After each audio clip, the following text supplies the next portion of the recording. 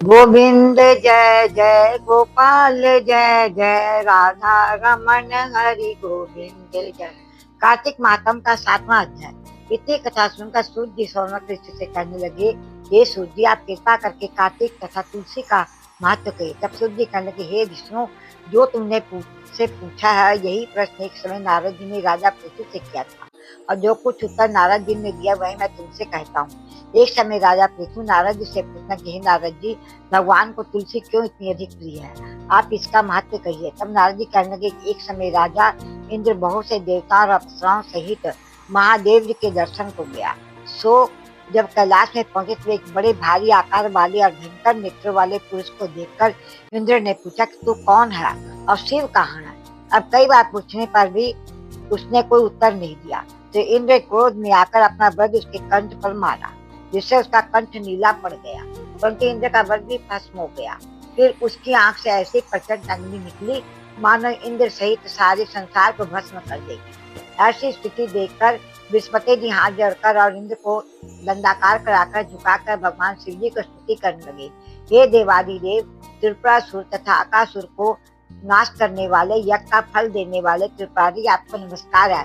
ब्राह्मणों की रक्षा करने वाले, आपको नमस्कार है। नारद कहने लगे, हे राजा पृथु, इस प्रकार स्तुति सुनने पर भी श्री महादेव जी ने त्रिलोकी को दग्ध कर देने वाली अग्नि को शांत कर दिया। अब कहने लगे कि हे देवताओं, वर मांगो, मैं आपको स्तुति सुनकर अति प्रसन्न हुआ हूँ। हमने इंद्र को जीवन दान दिया, और हे बृहस्पति जी, आज से तुम्हारा नाम भी जीव होगा। बृहस्पति जी कहने लगे, यदि आप प्रसन्न है तो इंद्र की रक्षा कीजिए और संसार का दाह का कर सकने वाली अग्नि जो आपके नेत्र से उत्पन्न हुई है उसको शांत करिए। तब शिव जी कहने के नेत्र से निकली हुई अग्नि वापस कैसे जाए, अतः अब हम इसको दूर कर फेंकते हैं। ऐसा कहकर अग्नि को हाथ में लेकर समुद्र में फेंक दिया। वह गंगा के संगम पर गंगा सागर में जाकर गिरी और बालक होकर रोने लगी। उसके रोने के सबसे पृथ्वी कंपायमान लगी, कांपने लगी। तब सातों लोक निरारे हो गए। ऐसा आश्चर्य देखकर यहाँ पर आए ब्रह्मा जी समुद्र की गोद में बालक देखकर आश्चर्य से पूछा, यह बालक किसका है। समुद्र बड़े आदर से बालक उठाकर ब्रह्मा जी की गोद में दे दिया और कहने लगे, यह मेरा पुत्र गंगा से उत्पन्न हुआ है, अतः इसके जात कर्म कराइए। फिर उस बालक ने ब्रह्मा जी की दाढ़ी पकड़ के जोर से मरोड़ी की। ब्रह्मा जी के नेत्रों से आंसू आ गए। किसी प्रकार दाढ़ी छूटी तो ब्रह्मा जी ने कहा कि इसने हमारी आंखों से जल निकाला है, अतः इसका नाम जलंधर होगा, परंतु शिव के अतिरिक्त और किसी के हाथों से नहीं मरेगा, क्योंकि शिव के अंश से ही उत्पन्न हुआ है और यह अभी युवा हो जाएगा। तब ब्रह्मा जी शुक्राचार्य को बुलाकर और उसका राज्याभिषेक कराकर अंतर ध्यान किए। तब समुद्र ने कालनेमी की कन्या वृंदा के साथ विवाह कर दिया, जो कि पतिव्रताओं में सबसे प्रथम अति सुंदर थी। परम सुंदरी वृंदा के साथ विवाह कर जलंधर अति प्रसन्न से दिन बिताने लगा। जब जलंधर घर में आता तो वृंदा अपने हाथ से पंखा झलती, पाद अर्ध आत्मन उसका अर्पण करती।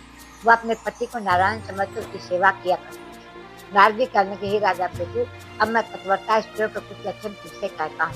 पतिव्रता स्त्री अपने पति के दुख में दुखी और उसके सुख में सुखी होती है। परदेश जाने पर दुखी और पति के मर जाने पर सखी हो जाती है।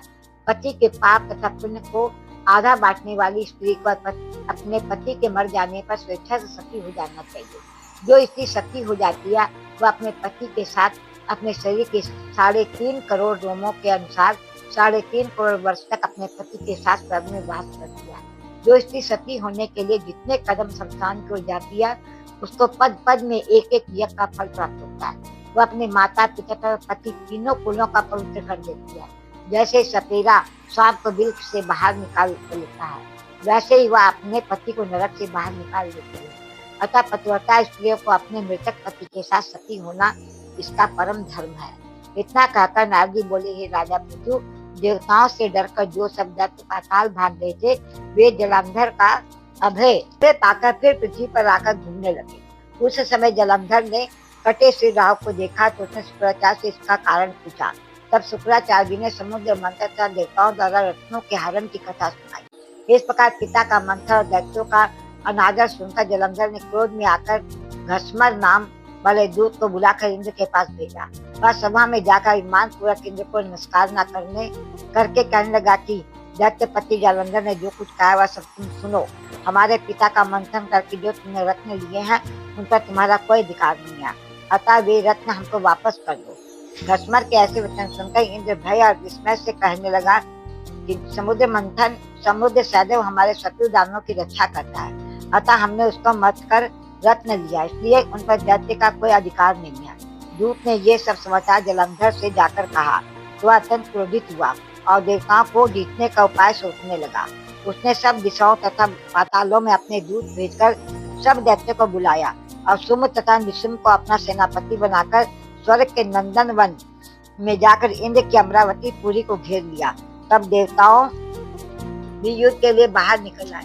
अनेक प्रकार के शस्त्रों से देवताओं से दैत्यों का युद्ध होने लगा। वे सब एक दूसरे को मार मार कर गिराने लगे। सब तरफ रुधिर बहने लगा। मर कर गिरे हुए घोड़े और हाथियों को पृथ्वी भर गई। उधर युद्ध में मारे गए दैत्य को शुक्राचार्य अपनी संजीवनी विद्या से जीवाने लगे। इधर बृहस्पति द्रोणाचार्य की दिव्य औषधि द्वारा देवताओं को जीवित करने लगे। उधर जब देवताओं के जीवित होने का वृत्तांत दैत्यों ने शुक्राचार्य से जाकर कहा तो जलंधर दैत्य ने अपने अनुचरों को द्रोणाचार्य पर्वत को समुद्र में फेंक देने का आदेश दिया। जब दैत्यों ने द्रोणाचार्य पर्वत को उठाकर समुद्र में फेंक दिया और फिर आकर संग्राम करने लगा। जब देवताओं को जीवित करने के लिए औषधि लेने बृहस्पति जी गए तो दिव्य पर्वत द्रोणाचार्य को न देख देवताओं का दैत्य के द्वारा निरंतर संहार होते देखकर वे घबरा कर कहने लगे, हे देवताओं, शीघ्र यहाँ से भागो, यह दैत्य शंकर के अंश उत्पन्न हुआ है, अतः वह तुमसे नहीं मरेगा। गुरु जी की आवाज सुनकर देवता भय से के मारे दसों दिशाओं को भागने लगे और जलंधर दैत्य ने जीत के नगारे बजाते देवों की अमरावती नगरी में प्रवेश किया। सब देवता भय के मारे सुमेरु पर्वत की कंदराओं में जाकर छिप गए। सब देव को भाग जाने पर जलंधर इंद्र की पूरी अमरावती शुंभ निशुंभ के अधिकार में सौंप कर स्वयं देवताओं का पीछा करने के लिए सुमेरु पर्वत की ओर गया। इंद्र आदि सब देवता जलंधर को फिर आता हुआ देखकर भगवान विष्णु की स्तुति करने लगे। बोले, हे मत्स्यकच्छ आदि अनेक का रूप धारण करने वाले, भक्तों का दुखों का नाश करने वाले, सारी सृष्टि का पालन तथा संहार करने वाले, शंख चक्र गदा पद्म को धारण करने वाले, आपको नमस्कार है। हे लक्ष्मीपति, दैत्यों का नाश करने वाले, पीताम्बरधारी, शरणागतों के रक्षक, आपको नमस्कार है। जलंधर दैत्य ने दुखित देवताओं के संताप को हरने सूर्य और चंद्रमा दो नेत्रों वाले, आपको नमस्कार है। नारद कहने लगे, हे राजा पृथु, जो कोई भगवान की इस संकट नाशक स्तुति को पढ़ता है उसके संकट नाश को प्राप्त हो जाते हैं। भगवान विष्णु देवता को स्तुति सुन उनके दुख को जानकर शीघ्रता से उठ गरुड़ पर सवार होकर जाने लगे तो लक्ष्मी जी ने पूछा, भगवान आप कहाँ जा रहे हैं?